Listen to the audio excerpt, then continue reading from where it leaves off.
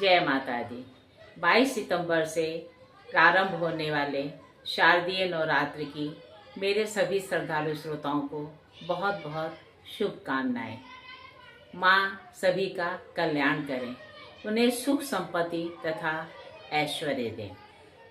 सन 2025 में शारदीय नवरात्र 22 सितंबर से शुरू होकर 1 अक्टूबर को दुर्गा नवमी तक चलेगी। 2 अक्टूबर को दशमी तिथि मानी जाएगी। इस बार एक ही तिथि 2 दिन पड़ रही है, जिस वजह से नवरात्रि 10 दिन की हो रही है। शास्त्रों में नवरात्रि के दिनों में वृद्धि होना शुभ माना जाता है।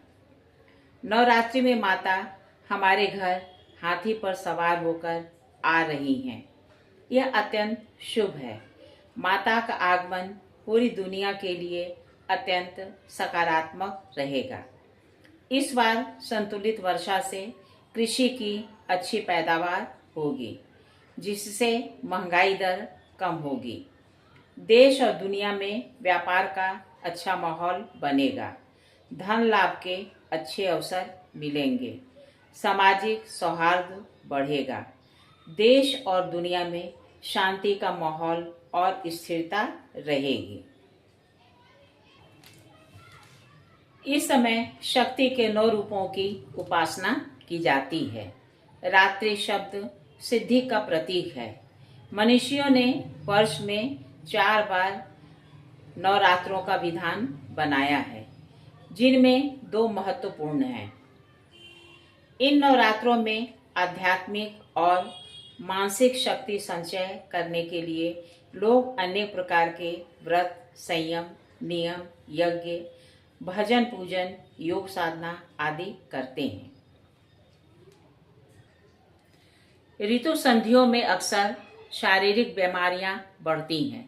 अतः इस समय स्वस्थ रहने, शरीर को शुद्ध करने और तन मन को निर्मल रखने के लिए की जाने वाली प्रक्रिया का नाम नवरात्र है। इस वर्ष नवरात्र का आरंभ 22 सितंबर सोमवार को होगा। प्रतिपदा तिथि भी पूरे दिन रहेगी, इसलिए इस दिन कलश स्थापना होगा और 1 अक्टूबर को महानवमी का पूजन होगा। सोमवार को होने से गज वाहन से देवी का आगमन होगा, जो कि अच्छी वर्षा का संकेत है, और देवी का प्रस्थान झूला के साथ होने से सभी के लिए शुभकारी रहेगा। 28 सितंबर से सायं देवी का बोधन, आमंत्रण और अधिवास होगा। सप्तमी पूजन में सरस्वती का आवाहन 29 सितंबर सोमवार को होगा। इस दिन रात में काल रात्रि का दर्शन, महानिशा पूजन भी होगा। 2 अक्टूबर बृहस्पतिवार को विजयादशमी मनाई जाएगी। नवरात्रि की तैयारी कई दिन पहले से ही कर लेना चाहिए। पूजन सामग्री को व्यवस्थित कर लेना चाहिए, ताकि अनुष्ठान में कोई व्यवधान उपस्थित न हो। प्रथम दिन स्नान कर पूजा का संकल्प लेना चाहिए।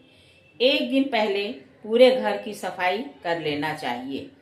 पूजा स्थल पर लकड़ी की चौकी पर लाल कपड़ा बिछाकर माँ दुर्गा की प्रतिमा या चित्र स्थापित करना चाहिए। अखंड दीपक जलाने के लिए मिट्टी का या पीतल का दिया शुद्ध देशी गाय के घी का जलाना चाहिए। घट स्थापना के लिए मिट्टी के कलश को साफ कर स्वास्तिक बनाकर सिंदूर लगाना चाहिए और कलश के ऊपरी सिरे पर कलावा बांधना चाहिए। कलश में हल्दी की गांठ, लौंग, पैसा, सुपारी, चंदन आदि डालकर 5 आम के पत्ते और गंगा जल डालना चाहिए। फिर कलश के ऊपर मिट्टी की प्याली में चावल रखना चाहिए। फिर चावल के ऊपर लाल कपड़े में लपेटकर नारियल रखना चाहिए। एक बर्तन में जौ बोना चाहिए। नवग्रह की स्थापना करनी चाहिए। अगर नवग्रह यंत्र हो तो उसे माता के चरणों में स्थापित करना चाहिए।